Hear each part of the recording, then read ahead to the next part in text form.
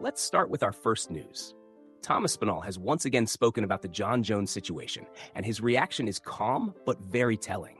When asked about the long-awaited fight that never happened, Aspinall admitted he would have loved the opportunity.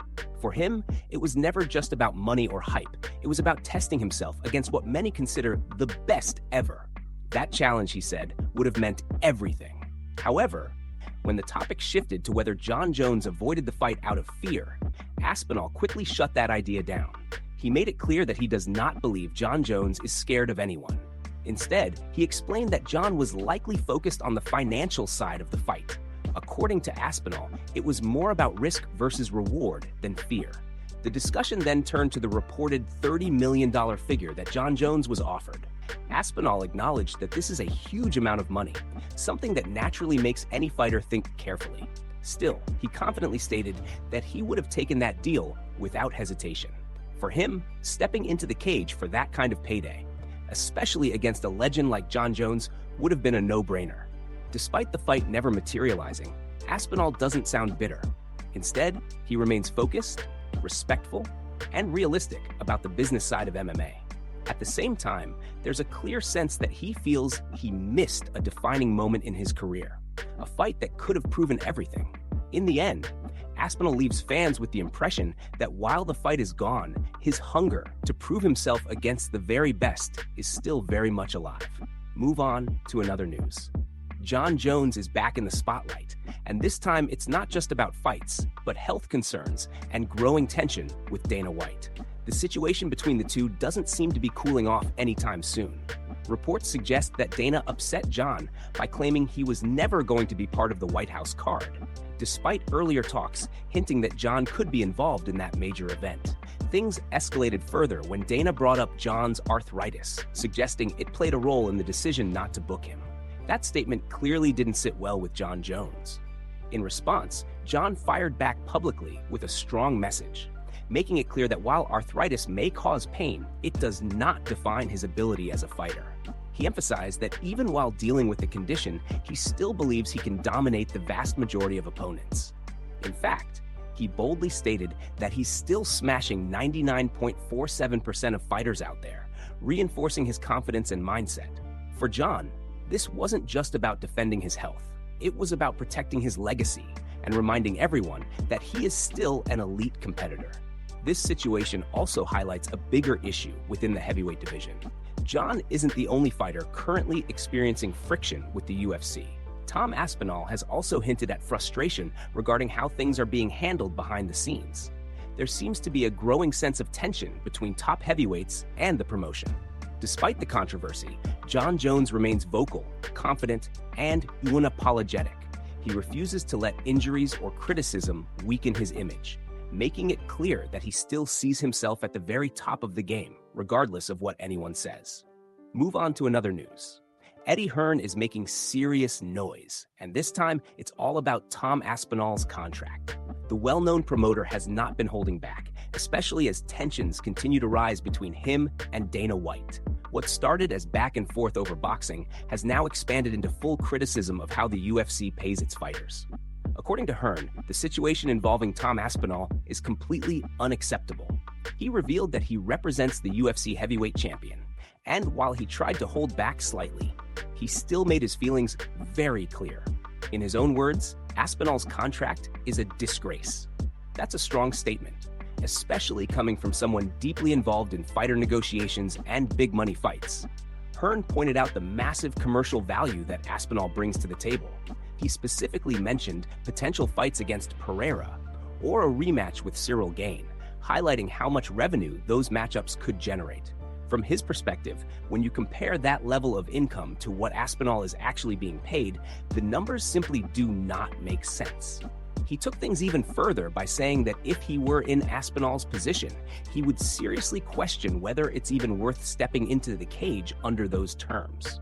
After taxes, team payments, and all the expenses that come with being a top-level fighter, Hearn suggested there might be very little left. That reality, according to him, makes the situation even more frustrating. What makes this even more intense is Aspinall's recent history.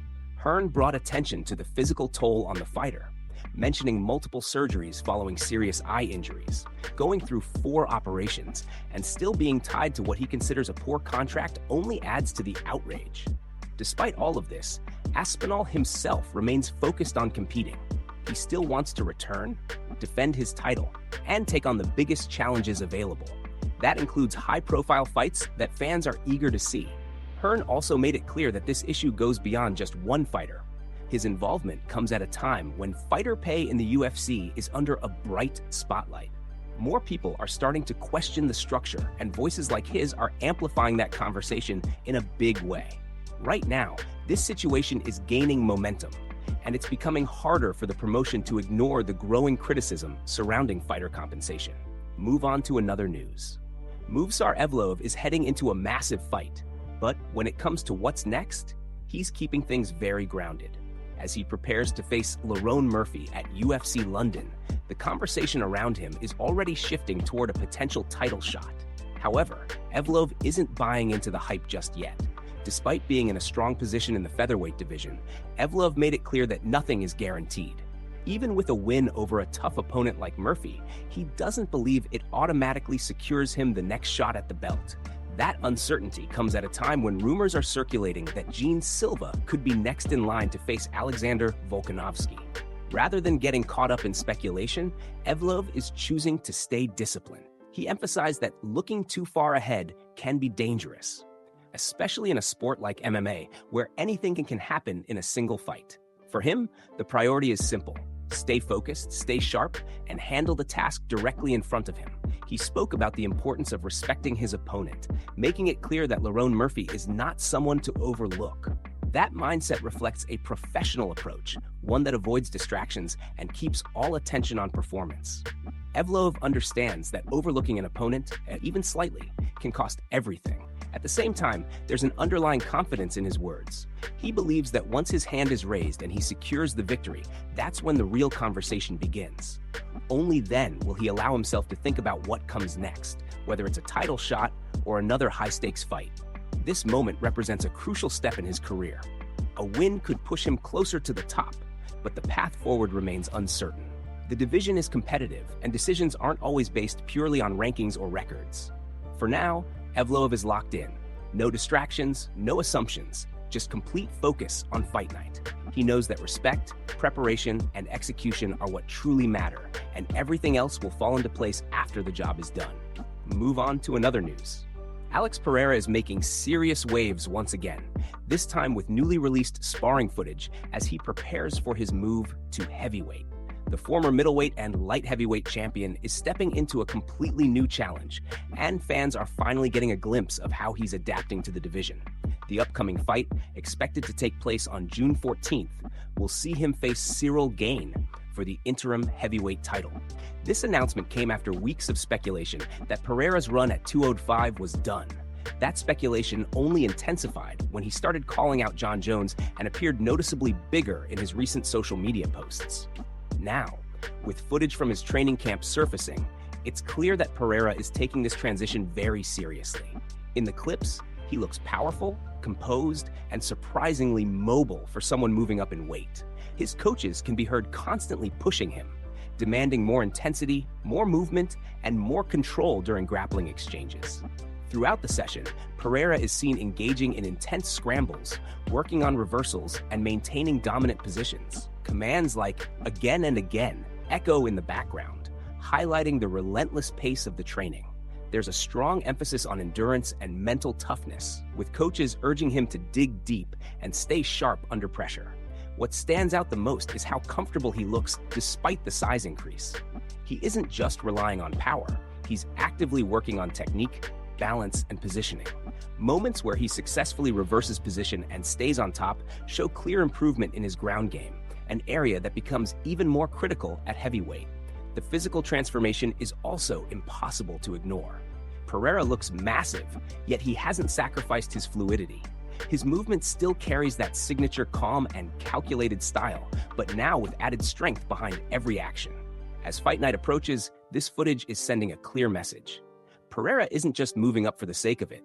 He's coming in prepared, focused, and ready to prove himself against bigger opponents. The combination of size, skill, and mindset suggests that he could be a serious threat in the heavyweight division right from the start. Move on to another news. Max Holloway is making it clear that he has unfinished business with Conor McGregor.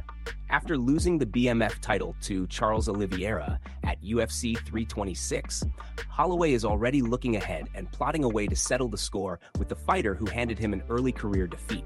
Holloway and Conor first met back in 2013, when Conor was 25 and Holloway just 21. That fight ended in a unanimous decision loss for Holloway. Sure, but it clearly left a lasting impression. In a recent YouTube video, Holloway explained that the idea of a rematch has him excited. He mentioned that Conor has been talking about a comeback, and for Holloway, this is the perfect opportunity to even the score. He acknowledged the timing might be tricky, considering how busy Fighter 55 is at the moment, but his enthusiasm is obvious. Holloway emphasized that the fight isn't about weight classes or logistics. It's about the chance to face Conor again and rewrite history.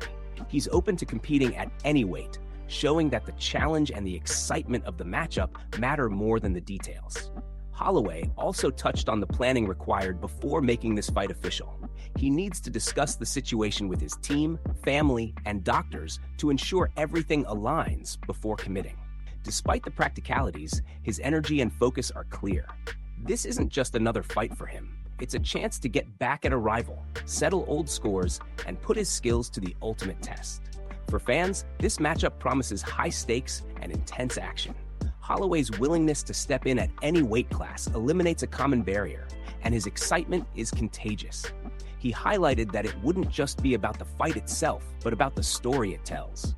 A young fighter's chance to redeem himself against one of the sport's biggest names. At the end of the day, Holloway is fully committed to pursuing this opportunity. The combination of personal motivation, professional pride, and competitive spirit makes it clear that if this fight happens in one of the most compelling matchups in recent MMA history, Holloway's mindset is focused, fearless, and ready, showing fans that he's not just looking for another win, but a defining moment in his career against Conor McGregor. Move on to another news. Gilbert Burns is speaking out about Michael Morales, and his words carry serious weight. As a veteran welterweight who has faced the likes of Kamaru Usman, Sean Brady, and Hamza Chimaev, Burns knows power when he feels it. That's why his recent comments about Morales are both impressive and terrifying. Burns faced Morales in May 2025, and the fight ended quickly, leaving Burns on the receiving end of some devastating strikes. In an interview with MMA Junkie, Burns described just how hard Morales hits. He said, "That guy's got a lot of power. That guy hits very hard. Oh my God. I tried to get my balance, and my balance was off. He sprinted to me, and I just had to cover up." Watching the fight afterward, Burns admitted he realized just how much damage Morales inflicted, even developing a hematoma from the blows. At one point, Burns said he felt like quitting, thinking, "Man, this sport is not for me anymore. I'm a freaking quitter. I'm done."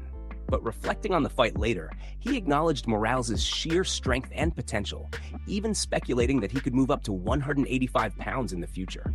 Burns emphasized that Morales was massive for a welterweight, comparing him to Gregory Rodriguez and noting that the strikes gave him a concussion. He concluded, "It's part of the game, but that guy's a freaking monster." This praise carries significant weight, considering Burns' experience at the top of the division.